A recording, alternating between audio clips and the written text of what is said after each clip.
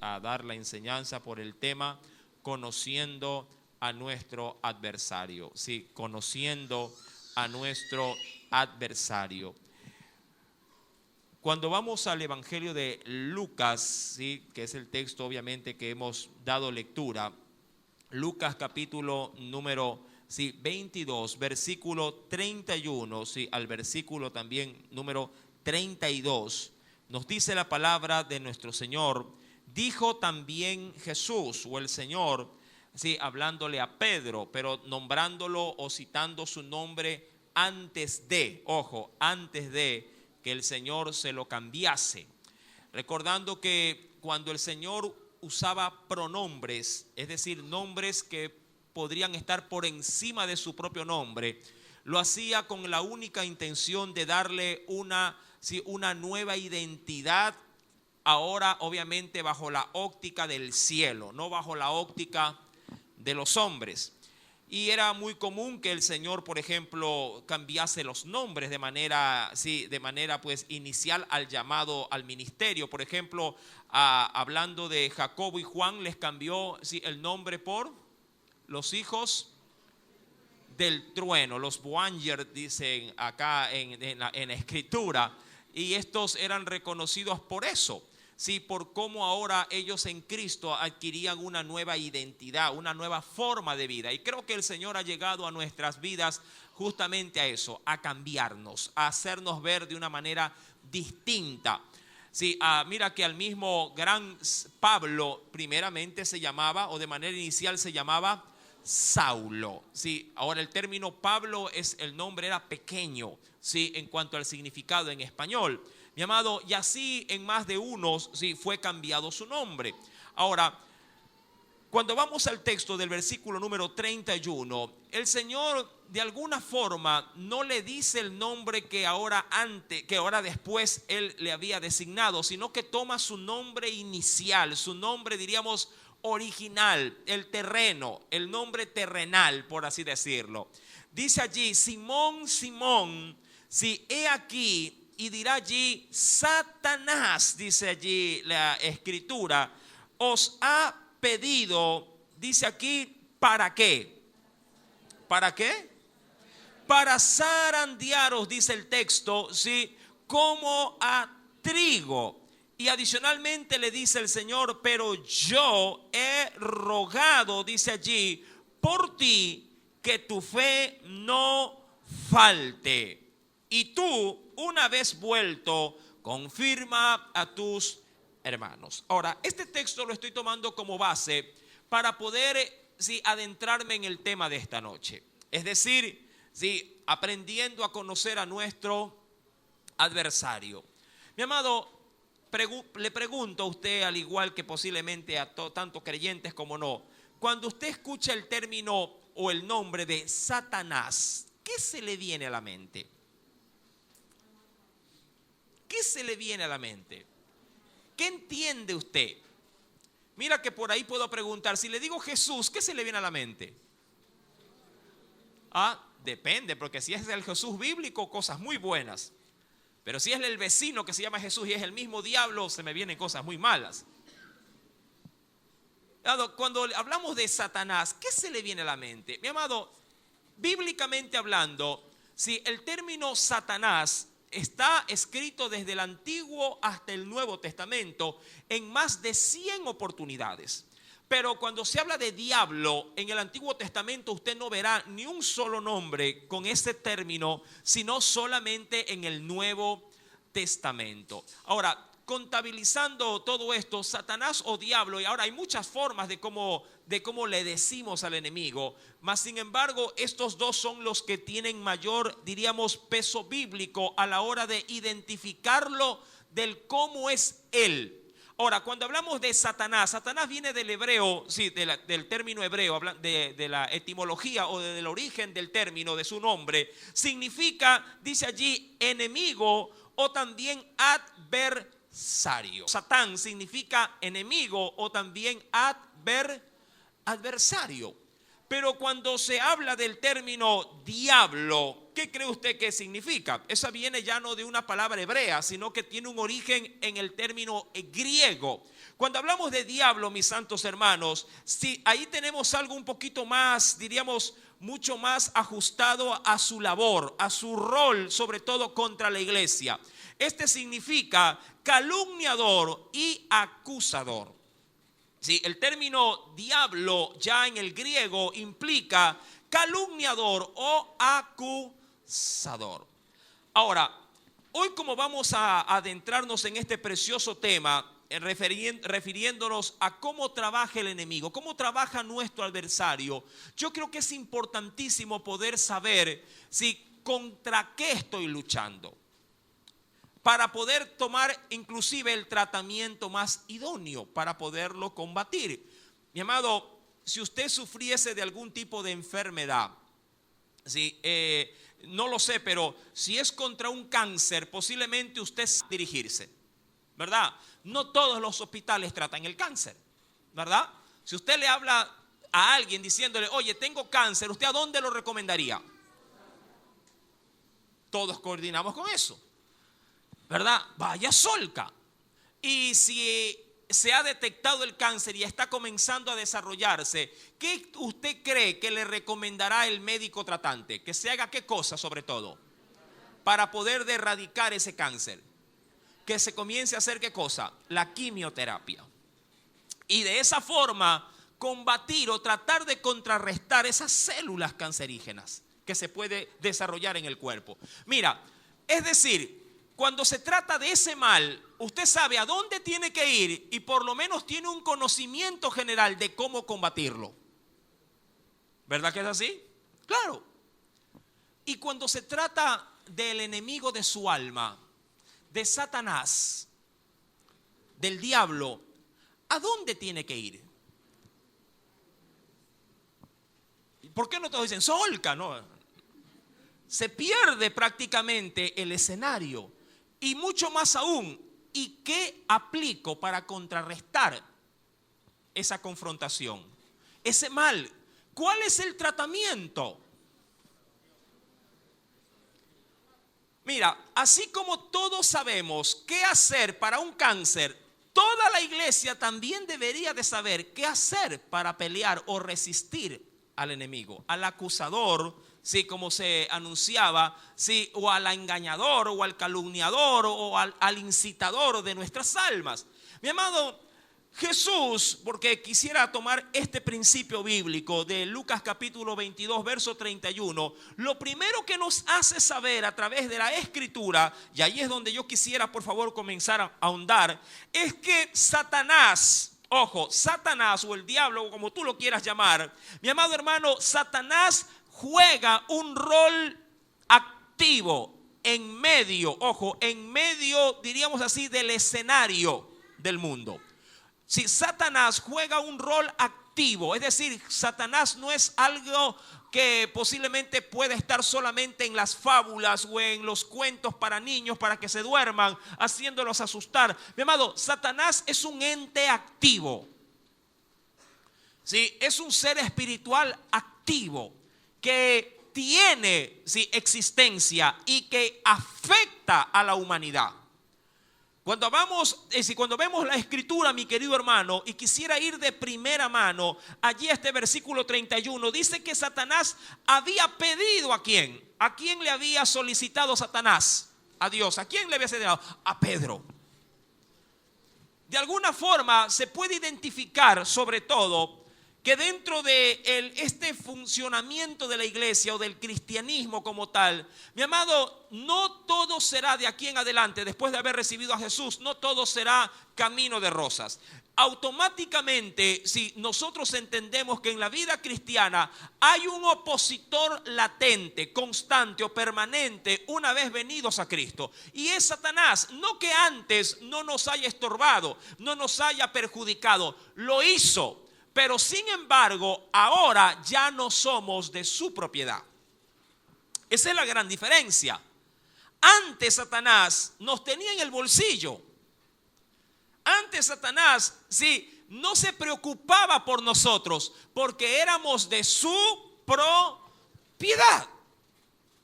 Y algo que le pertenece, algo que tiene el título de propiedad, obviamente se sentirá el dueño seguro de lo que tiene.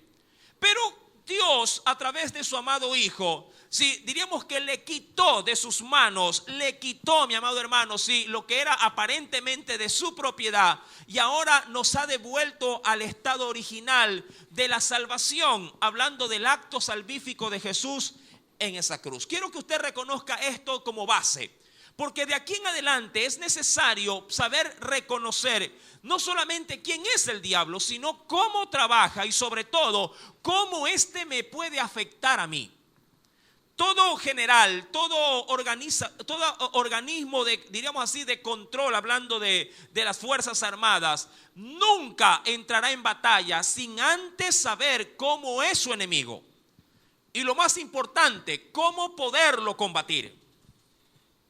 Si no tiene claro estos aspectos, de seguro cuando él quiera hacer uso de su ejército, no va a encontrar victoria, sino derrota.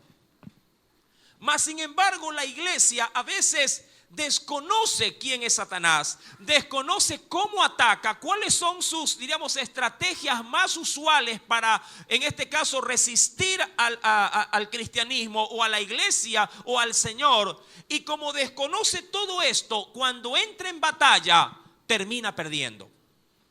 Termina perdiendo. Mira que yo tengo muchos años de ser cristiano. Muchos, y creo que aquí hay también algunos que comparten o me podrían hasta superar en años de la vida cristiana que tengo. Si yo tengo más, o ya voy para 25 años de ser cristiano, mi amado, y yo he escuchado a la hora de, diríamos, de poder ver o estar presente en cierto tipo de eventos de liberación, cómo se usa los términos más usuales que usted y hoy también los escuchamos aquí y hasta yo mismo los uso. Cuando decimos que atamos al diablo, lo encadenamos, lo mandamos a las profundidades del abismo. Bueno, el asunto es que luego de que hemos orado, luego de que hemos, mi amado hermano, reprendido, para nuestra sorpresa, al día siguiente el diablo está suelto.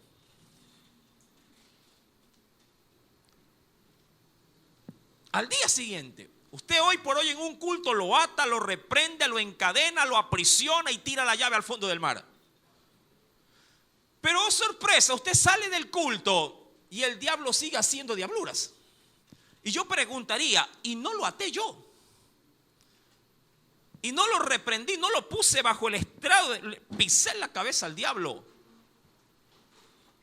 Mi amado, ¿qué es lo que ocurre? ¿Qué es lo que verdaderamente debemos de saber para poder no solo conocer a nuestro enemigo, sino cómo poder en Dios vencerlo? Ahora, usted y yo debemos de tener muy claro que el único que puede atar a este ser, Satanás o diablo, es solamente nuestro Señor Jesucristo. Y la única vez en la Biblia que usted va a ver al diablo atado será no ahora, sino en el tiempo del milenio. Cuando Cristo venga a gobernar por 1000 años sobre esta tierra. Será la única vez en que el diablo, por el poder y la autoridad de aquel que la ganó con sangre, Jesús, tendrá, mi amado hermano, sí, la suficiente fuerza y poder para atar a Satanás. Lo encadenará y lo guardará por 1000 años. Jesús nunca en todo su ministerio ató al diablo.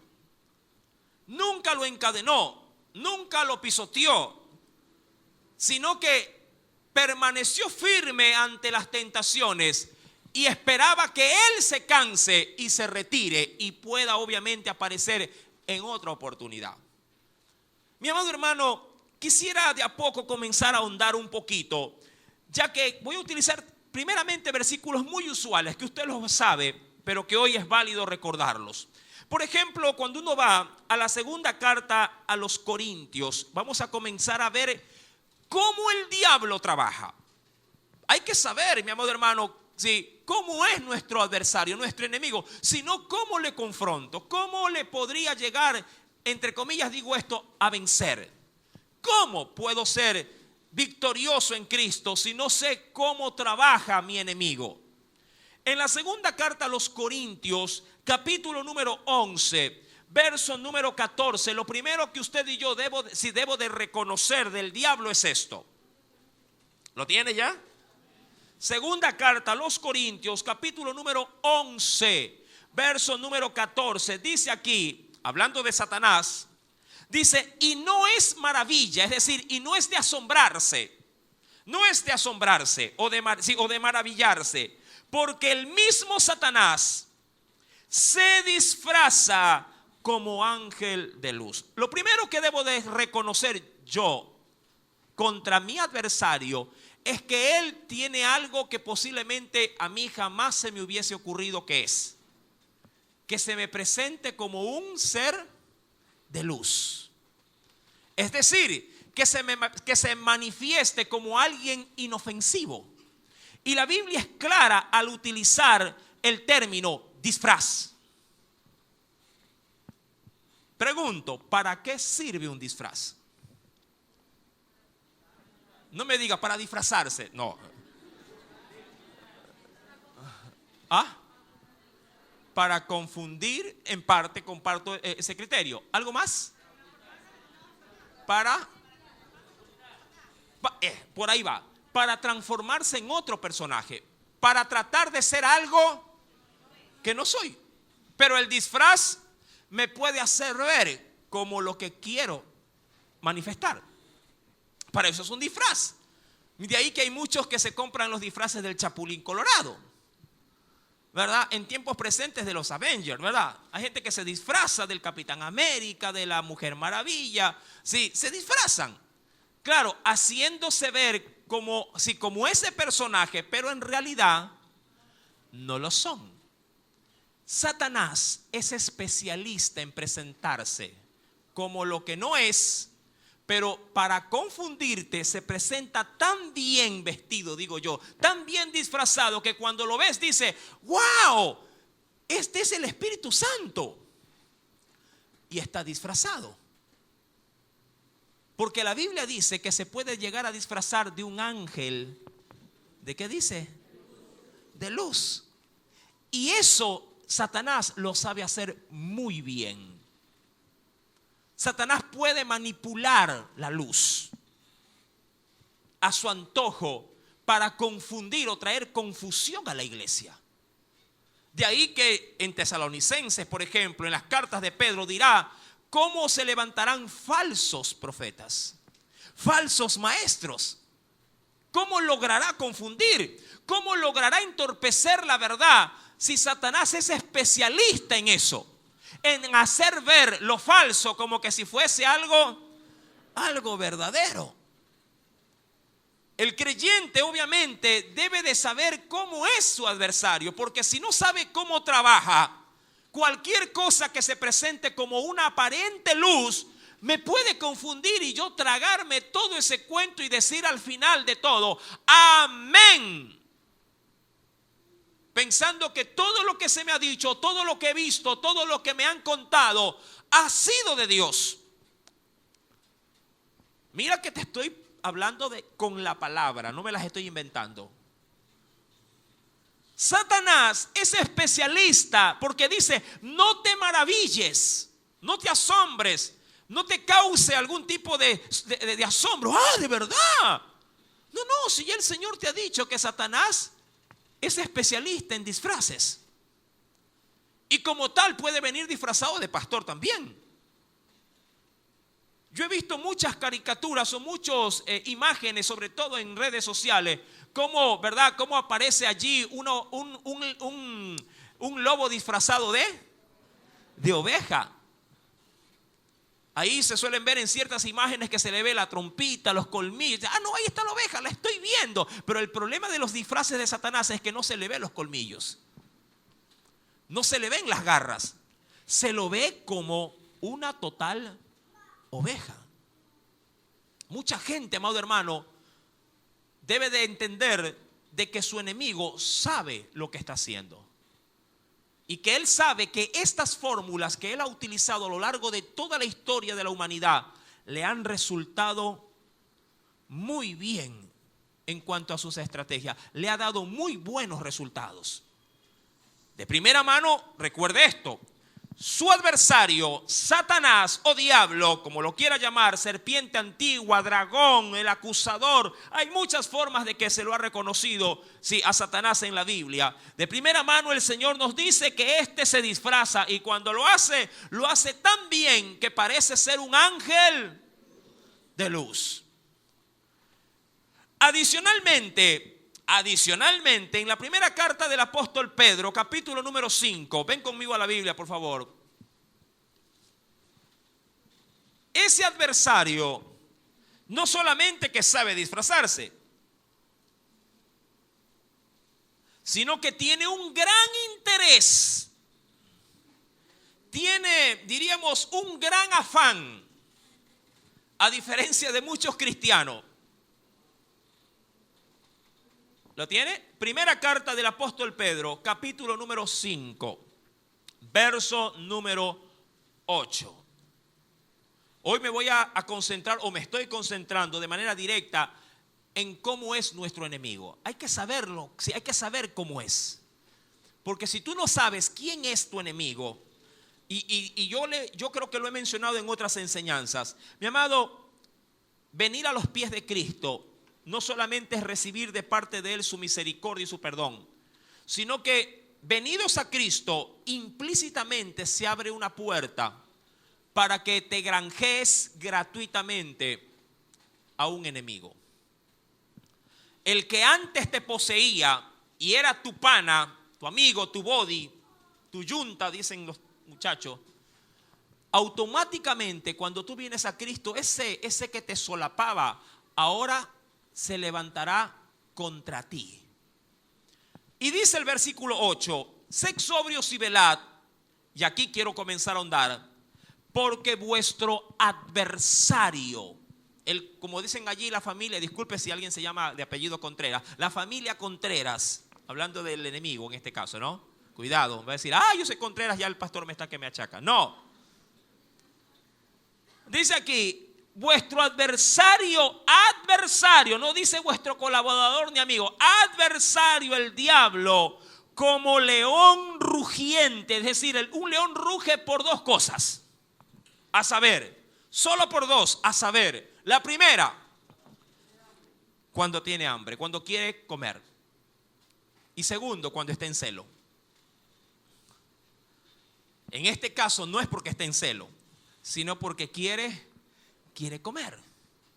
Y dice, versículo 8, porque vuestro adversario el diablo, como león rugiente, anda, dice aquí, alrededor, es decir, muy cerca de ti o por todos los lados, buscando a quien devorar. Muchos dirán, yo no me meto con él, que él no se meta conmigo. Hay muchos que piensan que porque son pasivos, el enemigo no tiene por qué depositar su mirada en ellos. Yo he escuchado en tantos años decir, no, el diablo anda buscando es a los pastores. Yo he escuchado esto. A los pastores es que anda buscando el diablo, a los líderes de alabanza, anda buscando a los que salen a evangelizar. Mi amado hermano, el diablo está interesado en toda la iglesia. Todo lo que es Cristo, Él se levantará y se opondrá. Desde el día que tú decides pasar por esa puerta y querer comenzar a buscar de Dios, ya, mi amado hermano, Satanás te ha puesto en la mira, te tiene así. Y te saca una ficha y dice, se busca. Mi amado, este enemigo, este adversario, dice la Biblia, lo asemeja obviamente como a un león rugiente, pero la Biblia dice entre líneas que él me busca. Me busca. Este adversario, a diferencia de nuestra actitud como iglesia, nosotros no lo andamos buscando al diablo. Nosotros andamos buscando ¿a quién? A Cristo. Pero Satanás tiene como función principal buscarte. Esto no se trata de que como yo no me meto con él que tampoco se meta conmigo. Pues estás totalmente equivocado. Satanás, así tú no le hayas dado motivos, él, desde el momento que ve en ti la sangre de Jesús que te ha salvado, él dice, él es mi enemigo. Y yo haré todo lo que está a mi alcance y le tiraré todas las huestes infernales para destruirlo. ¿Entiende esto? Satanás, mi amado, por muy pasivo que tú estés, es tu enemigo. Y lo que es peor, te está buscando. Dirá, pero aquí estoy. No, él está buscando la oportunidad para destruirte. Claro, tomará diríamos así, la puerta que tú dejes abierta para entrar. Obviamente que sí. Porque él sabe esperar. Él es paciente, a diferencia de muchos cristianos que se desesperan y son impacientes para poder recibir lo que Dios quiere para ellos. Satanás es paciente. Él dice, no, tranquilo, yo sé cuándo, cómo y de qué forma te agarro. Mi querido hermano, por segunda situación o segundo antecedente, como primera, Satanás se sabe disfrazar. Él sabe cómo presentarse. Segundo, tú eres su objetivo. Tú eres su objetivo principal. Adicionalmente a eso, mi querido hermano, conociendo obviamente cómo es nuestro enemigo, en el libro de Juan, creo que Jesús en el capítulo 8 del libro de Juan supo hacerle un escáner al diablo. Y hoy lo vamos a conocer tal cual como Jesús desea darlo a conocer. Creo que con este pasaje de Juan capítulo 8, el Señor le hizo una radiografía al diablo y le dijo, miren, así es su adversario. ¿Ya lo encontró?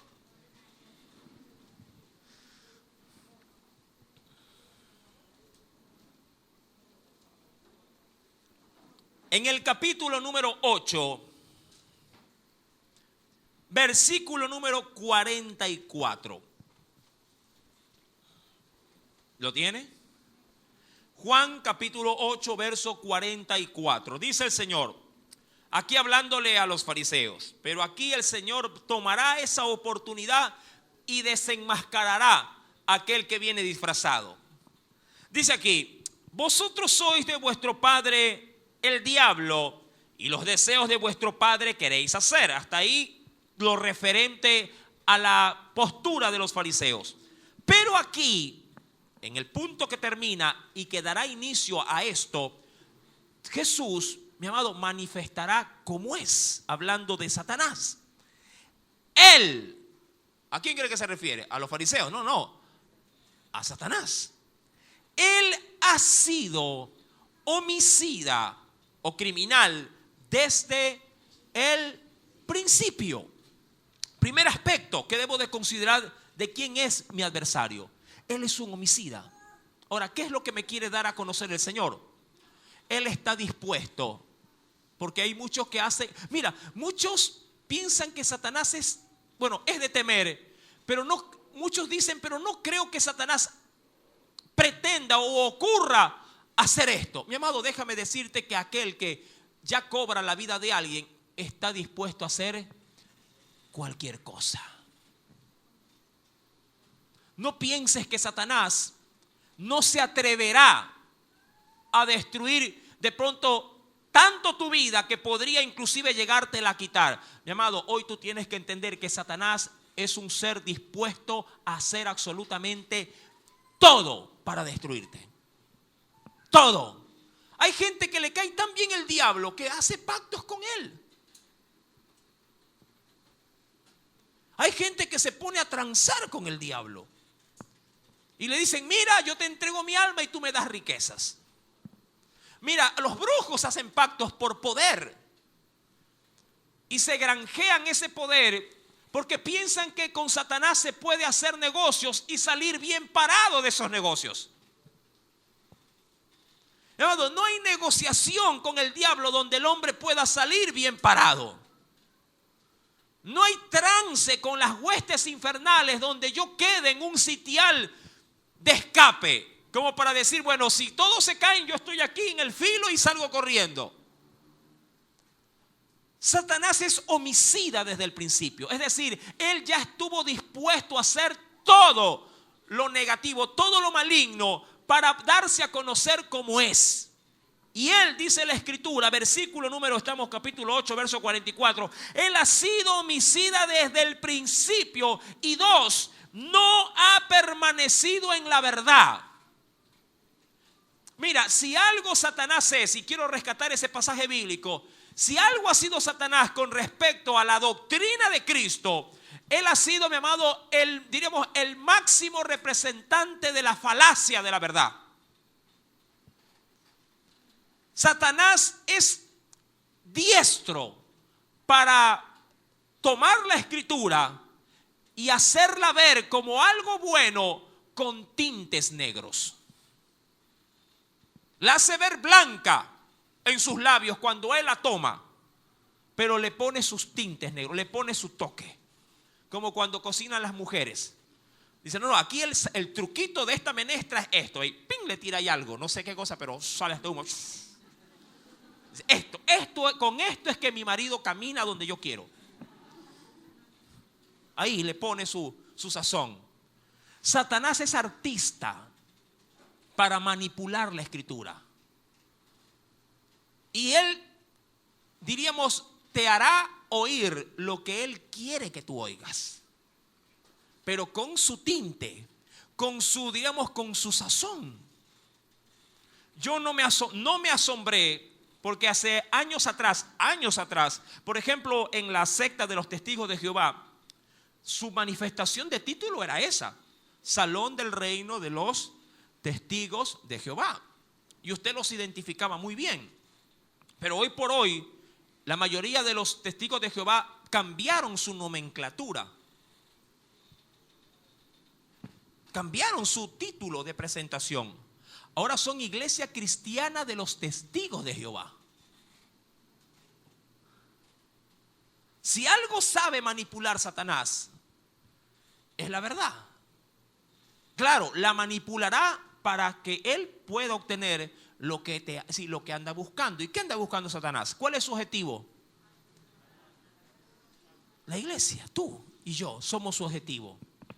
Mi amado, dice la Biblia, porque no hay, aun cuando la diga, no hay verdad en él.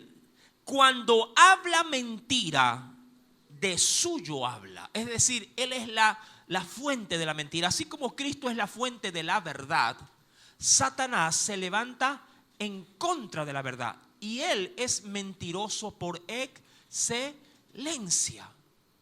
El problema para reconocer la mentira del diablo es que él no la presenta como mentira, la presenta como una falacia. Es decir, usa la verdad a medias. Un ejemplo muy práctico es lo que ocurrió en el huerto del Edén. Cuando Satanás le dice a Eva, con que Dios os ha dicho. Ahí, con ese con que Dios os ha dicho, ya llamaría tu atención, diría, de verdad, el diablo, pobrecito el diablo, él sabe la palabra. Yo una vez cuando era chiquito, muy chiquito, sí, de estatura y de edad también, un día le dije a mi mamá, porque mi mamá siempre me inducía en su creencia y en su tradición a rezar el rosario. Y siempre se oraba, todos los viernes me agarraba a cargo. Para mí era un suplicio, pero bueno, me tocaba. Sí, y yo veía eso sí, las pepas interminables que pasaba 1, 2, 3. Yo decía, ay Señor, ¿a qué hora se acaban las pepas? Y parecía que el círculo daba vuelta. Y yo le decía, ¿cuánto van? ¿Cuánto van? Ya terminamos, me decía. Y mentira, faltaban como 500 Padres Nuestros. Pero bueno. Y yo una vez le dije, atrevidamente y por ignorancia, mi mamá se asustó cuando le dije esto. Mamita, Dios es bueno. Sí, mi amor, Dios es bueno. Bueno, listo. Digo, ¿y por qué no perdona al diablo? ¿Y por qué no lo perdona? Dije yo. Claro, mi mente no lograba entender en ese entonces, ¿sí?, no solamente del por qué no, sino no entendía de quién era el diablo. En nuestra mente finita y limitada, o en la inocencia de las palabras de un niño se podría escuchar este tipo de expresiones. Pero ¿por qué no lo perdonan al diablo? A la larga, si el diablo se arrepiente, decía yo, si el diablo se arrepiente, lo van a perdonar. Yo te quiero poner a ti en los zapatos de Dios. Si el diablo te viniera a pedir perdón, ¿tú lo perdonarías? Ahí de rodillas, arrepentido, con lágrimas en ojos, me arrepiento. Siento arrepentirme. Tú de seguro irías a la Biblia. Yo soy el que se humilla. No, ya está bien. Ven a hacer una oración por ti. Y le hace hacer la oración de fe al diablo. Mi amado, aquí hay una contradicción. Satanás cayó de la gracia. Mira, yo el otro día explicaba en una de las enseñanzas en directo, en vivo que tenemos por la noche, que en un vuelo hay un punto, ¿se acuerda usted? No sé si me vio esta enseñanza. Hay un punto de lo que se conoce en la aeronáutica. Hay un punto que se llama, una expresión que se llama el punto de no retorno. El punto de no retorno. Pongamos este poste que está ahí como el punto de partida y acá el punto de llegada. Cuando un avión es llenado de combustible, sí, hay un mal que tienen los aviones. Sí, los aviones consumen demasiado combustible. Y hay muchos aviones que son hechos para rutas específicas, porque los tanques no dan más abasto a combustible. Por lo general, un avión cuando sale del punto de partida es llenado a full, tanque lleno de combustible. Pero esa tanqueada solo le dura para llegar al punto de llegada, valga la redundancia. Si ese avión va a medio vuelo y llega a la mitad, vamos a suponer que haya 1000 kilómetros, y llega al kilómetro 500, hasta el kilómetro 500 el piloto puede llegar a decir, si acaso siente algún desperfecto, demos la vuelta y vamos al punto de partida para arreglarlo. Pero si se pasa a 600 kilómetros y dice, demos la vuelta, ya no puede. No le queda más que seguir, porque pasó el punto de no retorno.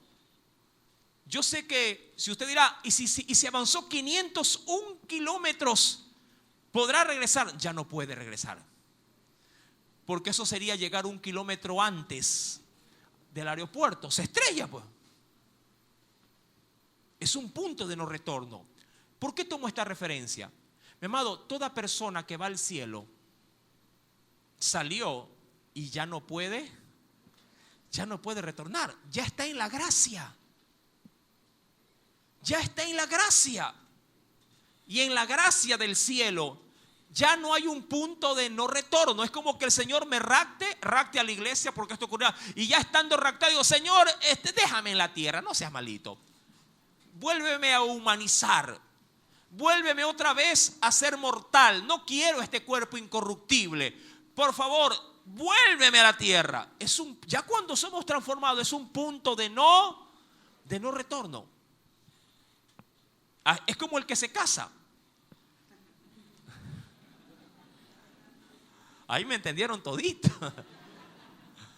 Es un punto de no retorno. Pero hay maridos que quieren vivir como solteros, pero tienen a la idónea ahí al lado para recordarles que están casados. Mi amado, dicho esto, el diablo es mentiroso, el diablo es homicida y el diablo nunca dirá la verdad.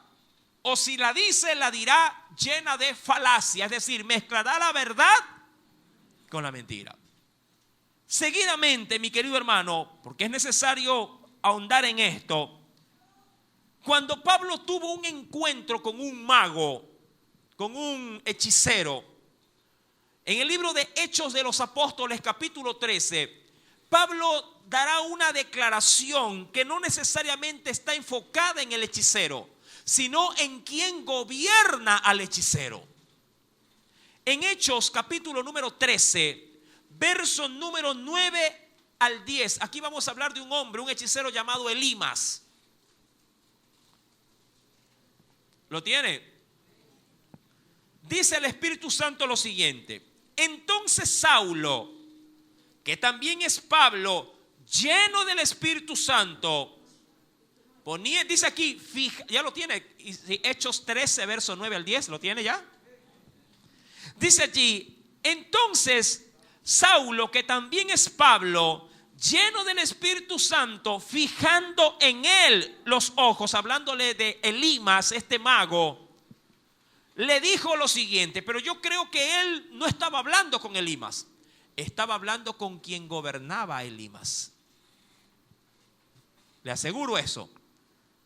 Y le dijo, oh, lleno de todo engaño. Aquí como que le desnuda a quien lo estaba gobernando. Oh, lleno de todo engaño y de toda maldad. Y le dirá obviamente, hijo del diablo, enemigo de toda justicia, no cesarás de trastornar los caminos rectos ¿de quién? Del Señor. ¿Tú crees que le estaba hablando Elimas? Sí, en parte. Pero como que también lo estaba escuchando ¿quién dentro del corazón de Elimas? El que lo gobernaba, Satanás. Y esto me da a conocer que nuestro adversario, mi amado hermano, primeramente es engañador. Segundo, lleno de maldad. Tercero, enemigo ¿de qué? De las cosas justas. Él es enemigo de la justicia. Y en este último punto que me interesa, él nunca cesa, nunca se cansa, nunca se desanima. ¿Para qué? Para trastornar, para entorpecer, para poner dificultades en los caminos rectos de Dios. ¿Tú crees que Satanás está tranquilo cuando tú estás en santa paz en tu matrimonio? ¿Tú crees que Dios está tranquilo al vernos aquí hoy congregados? Él dice, ay, qué lindo este culto, y pasa de largo, pero no los voy a destruir. Sigan alabando y cantando y sigan llenándose del poder del Espíritu. ¿Tú crees que el diablo pasará sonriente? Mi amado, si bien es cierto, hoy por hoy nosotros abrimos y estamos recibiendo gente, creo, sin temor a equivocarme, que cerca del 95% de las iglesias cristianas evangélicas en el país están cerradas. Y Satanás dijo, qué bien resultó con el COVID-19. Y de seguro, si yo fuera el diablo, diría, estoy preparando el COVID-20. Obvio, porque esto le ha resultado perfecto. Y mucho más si tiene a todos esos miembros de la iglesia escondidos tras sus casas. Él, mi amado hermano, recuérdalo, él es un ser, recordando versículos 9 al 10, ¿verdad? Lleno de todo engaño, lleno de maldad, enemigo de la justicia, y no cesa, él no descansa. ¿Para qué? Para trastornar los caminos rectos de Dios. Nuestro adversario, amado hermano, está tan bien organizado, está tan bien, diríamos, orquestado, que su imperio tiene tiene un esquema tan bien planteado, que si usted lo ve de manera política, si lo ve de manera humana en este ámbito, usted dirá, wow, qué estructura que tiene su reino. Ven conmigo por favor a la escritura.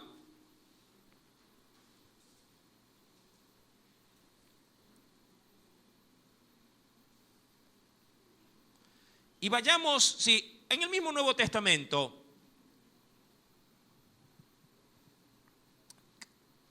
Efesios capítulo número 6, carta a los Efesios, capítulo número 6, y vamos a ponerlo como ejemplo aquí en la iglesia.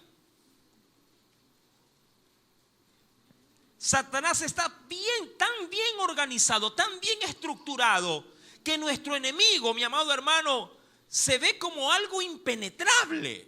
Ya lo tiene, Efesios capítulo 6.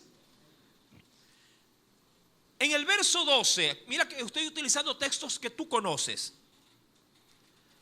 Efesios capítulo 6, verso 12 dice, y esto del reino de Satanás, porque no tenemos lucha contra sangre y carne. Es decir, nuestra lucha no es contra alguien que tiene cuerpo o alguien que tenga alma. Nuestra lucha va más allá de esto.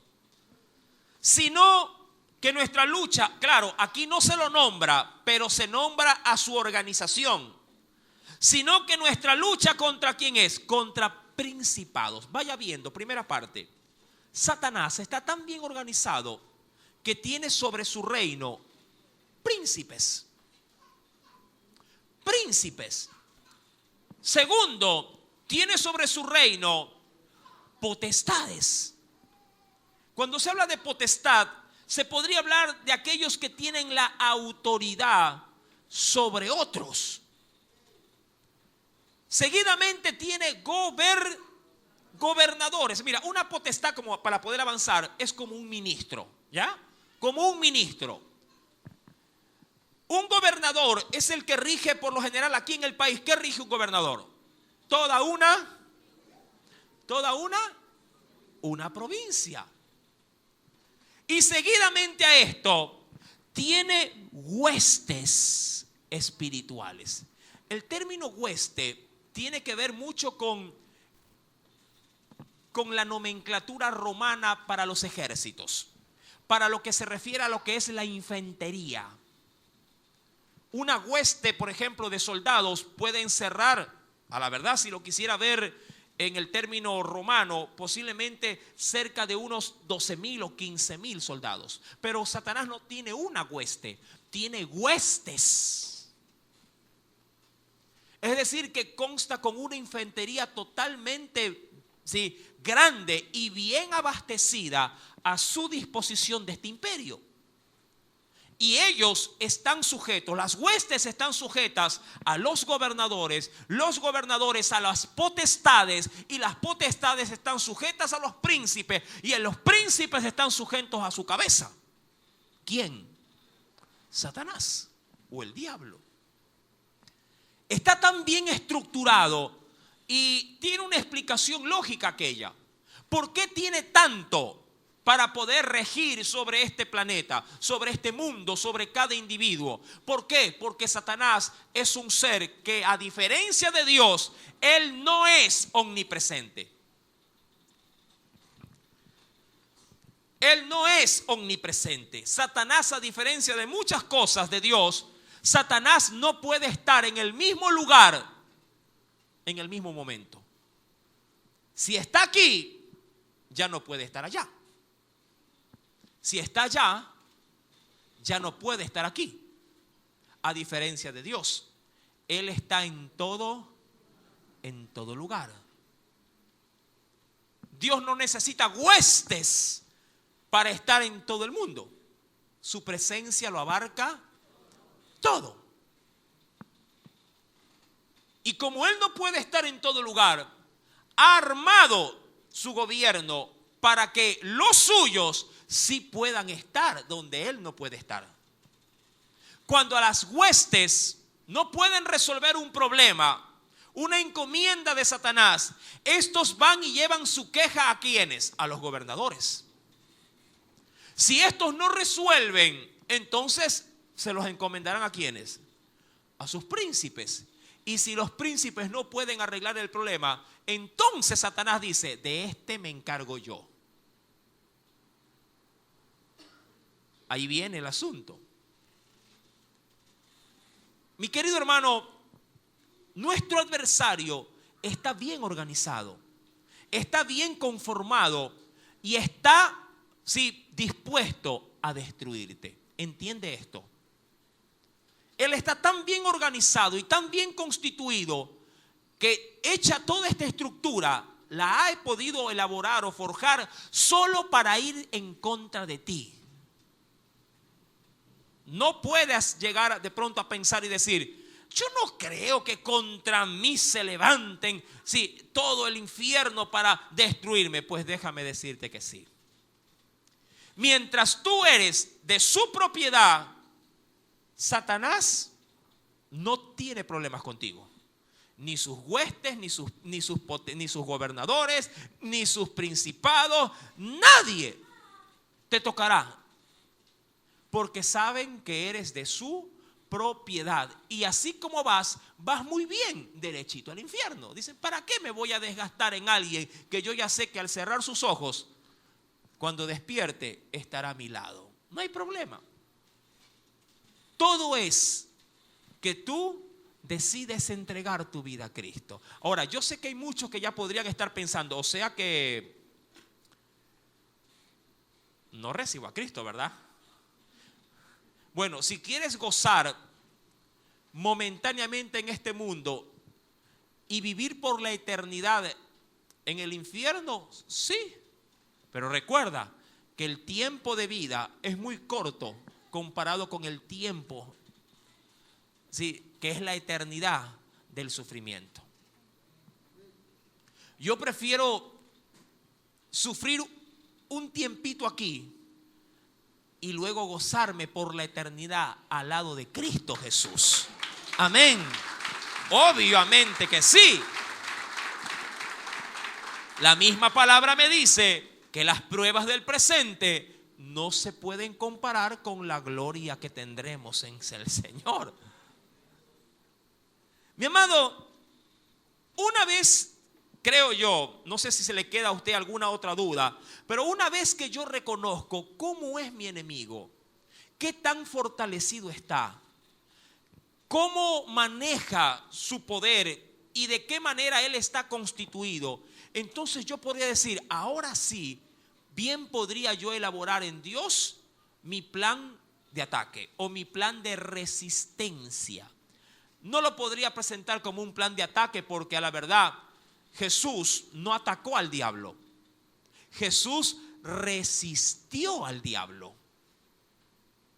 Cuidado, cuidado mis queridos hermanos, te pasa como aquella persona que un día, hablando de manera muy vanagloriosa, decía, yo al diablo lo tengo aquí, ¿ves? Bajo mis pies. Yo al diablo le tengo pisada la cabeza. Y siempre lo decía, hermano, ¿y cómo está? Aquí, hermano, pisándole la cabeza al diablo. Él tenía al diablo bajo sus pies. Esto lo promulgó por mucho tiempo. Y los hermanos decían, ese hermano es de poder, de fuego. Siempre tiene al diablo bajo sus pies. En una oportunidad este varón que trabajaba de manera a manera de un vendedor comerciante que ofrecía productos, un día caminando por en medio, sí, de una de las calles más transitadas de la ciudad, esto que le estoy diciendo es verdadero por si acaso, no es cuento. Usted lo puede confirmar a través de una predicación del pastor Arnaldo Torres. Un día él caminando por una de las calles más transitadas, ¿sí?, con su portafolio en mano, vio como ¿sí?, un carro último modelo, una camioneta grande, parecida a las Ford 150, usted más o menos ya se da la idea, ¿sí?, oscura, linda, ¿sí?, baja la velocidad y se pone casi como que a la par de la caminata, del ritmo que él tenía. Él obviamente le llamó un poco la atención. Y en su interior bajan el vidrio y le dice, ¿le gusta? Y él se quedó, sí, está bonita. Y la camioneta estaba hermosa. Sí, me gusta. Se la vendo, le dijeron desde adentro.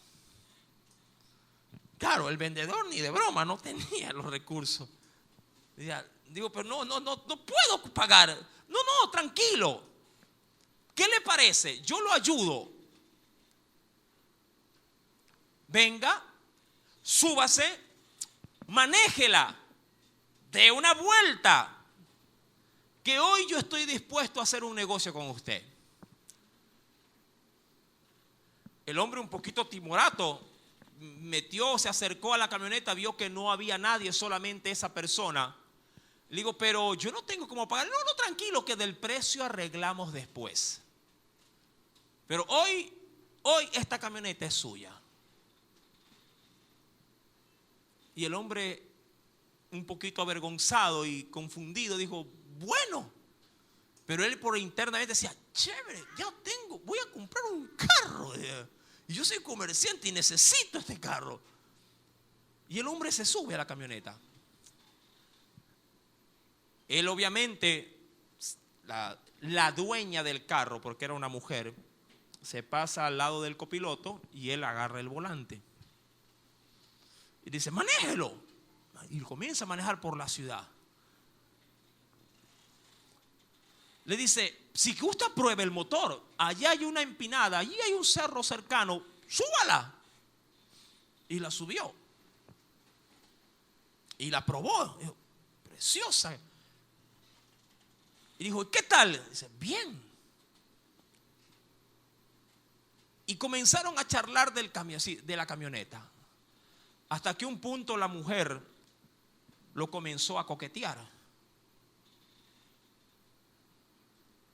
El hombre, obviamente, alterado por las emociones del carro, más las insinuaciones de una elegante señora, en ese monte o en esa altura, dentro de la camioneta, tuvieron relaciones sexuales. Al término de la relación sexual, la mujer con voz transformada le dice, ¿y ahora quién tiene pisado a quién? Y el hombre se volvió loco. Esto es real. El hombre enloqueció. Mi amado, ¿tú crees que tu adversario, el diablo, es un juego en la vida de la iglesia? Un juego en tu vida. Mi amado, Satanás ha dispuesto todo el infierno para destruirte. Todo el infierno para hacerte sufrir. Y para que puedas tú estar al final del gran juicio del trono blanco entre los que habrán de ir a la condenación eterna. Mi santo hermano, tu adversario el diablo anda como león rugiente buscándote para devorarte. Hay un texto que quisiera leer. Ven conmigo, por favor.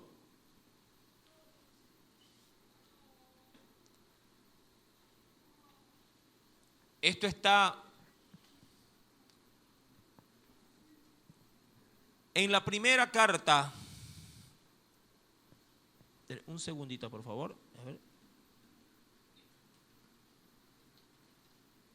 Perdón, de Santiago, no primera. De Santiago, capítulo 4. Quiero terminar con esto. Aunque no le cuento que esto es para otra enseñanza, pero vamos a concluirla.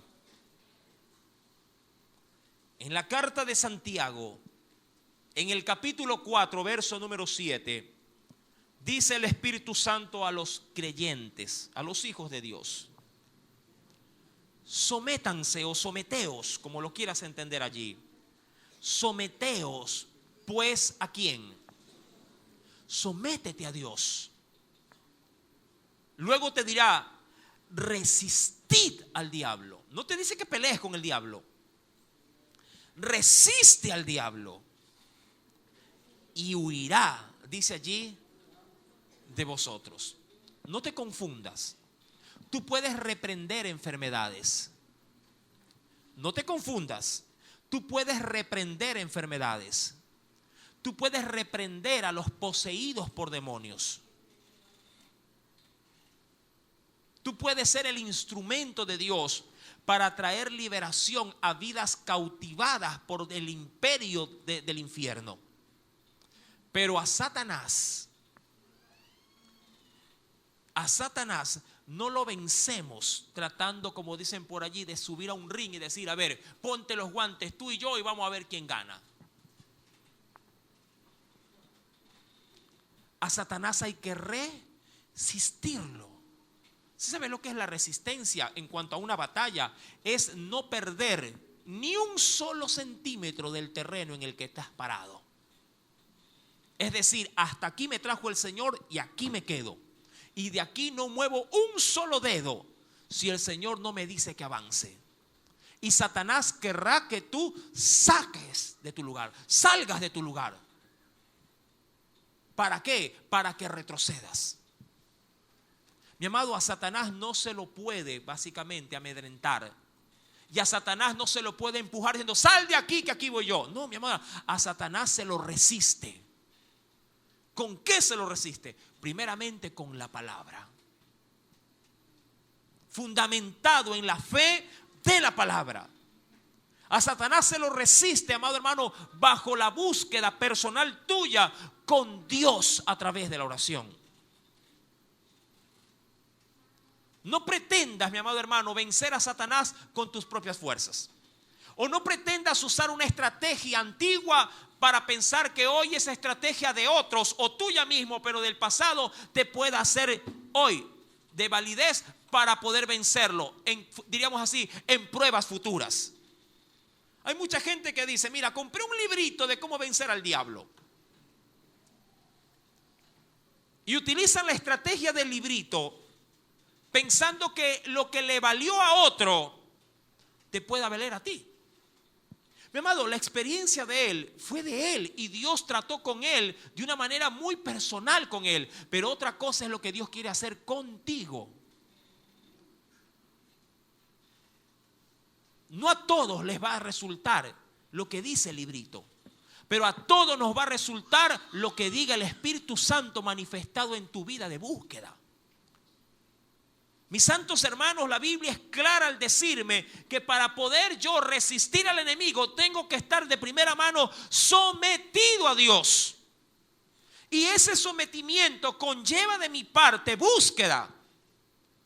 Conlleva, mi amado hermano, crecimiento, conlleva comunión con Dios. Cuando yo me mantengo bajo el sometimiento divino, entonces el diablo, mi amado hermano, sí, mi amado, me verá y dirá, contra él yo no le puedo mover, porque él está firme parado en la roca inconmovible que es Cristo. Él no se moverá. El diablo lo empujará, pero no podrá conmoverlo. Debemos de entender en nuestra humanidad nuestras limitaciones también.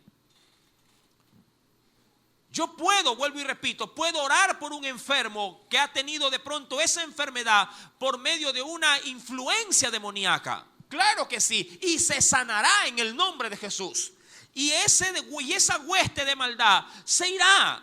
Yo podría, mi amado hermano, ir inclusive contra una legión de demonios. Porque la Biblia dice que cosas mayores que las que hizo Jesús, las haremos nosotros. Y las legiones se someterán en el nombre de Jesús. Mira que soy 100% bíblico. Podría orar por un endemoniado, podría exorcizar a un endemoniado y ese endemoniado se sujetará en el nombre de Jesús. Al diablo lo puedo en Dios resistir. No lo puedo atar, no lo puedo encadenar, no lo puedo aprisionar. El diablo, mi amado hermano, tiene poder. No digo que no lo tiene, pero más poder tiene al Dios que yo sirvo. Dios ha estimado un tiempo para el diablo, para atarlo, y su afectación y su influencia dejará de ser por 1000 años. Pero luego ese mismo Dios que lo atará, luego le autorizará para que salga nuevamente a tentar a todas las naciones de la tierra. A Satanás, hoy por hoy, en el nombre de Cristo está vencido en cuanto a su efecto de traer muerte. Cristo, mi amado hermano, expuso públicamente todas esas huestes infernales, sí, las expuso vergonzosamente en la cruz con su poder, con su muerte, con su sangre, y las exhibió como ya derrotados. Pero eso no significa, mi amado hermano, que Satanás hoy por hoy no tenga influencia sobre el mundo para que éste sea destruido. Hoy más que nunca los creyentes se ven amedrentados por las provocaciones de las huestes infernales. Hoy más que nunca Satanás usa el mecanismo del miedo para poder tenernos achicados. La Biblia dice para con nosotros que Dios no nos ha puesto por cola, sino pero sin embargo, la forma en la que vivimos nos hace ver como que si fuésemos cola y no cabeza. Cada vez que Satanás logra en tu vida hacerte pecar, porque él solamente te incita a pecar, él no te agarra la pistola y te dice te voy a disparar. Él puede poner la pistola en tu mano, pero a la larga quien ala el gatillo no es el diablo, eres tú. Yo he visto cristianos que se han quitado la vida, que se han ahorcado, pastores que se han ahorcado. La pregunta es, ¿qué pasó allí? Pastores que caen en adulterio. Mi amado, y de la forma más ridícula posible, porque se levantó alguien que le dijo, dice el Señor, esa mujer es la ayuda idónea, y mi mujer con la que estoy casado, esa no vale, esa te casaste en el mundo, esa es la princesa que Dios te tiene, y es el diablo el que le habló.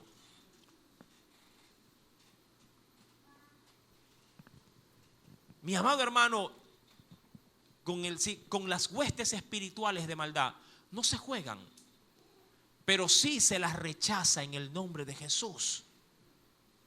Usted tiene un adversario que quiere destruirlo, que quiere hacerlo pedazo, pero recuerde la promesa de Dios, mayor es el que está con nosotros que el que está en este mundo. Amén. Y esa promesa te debería de bastar. Claro que sí.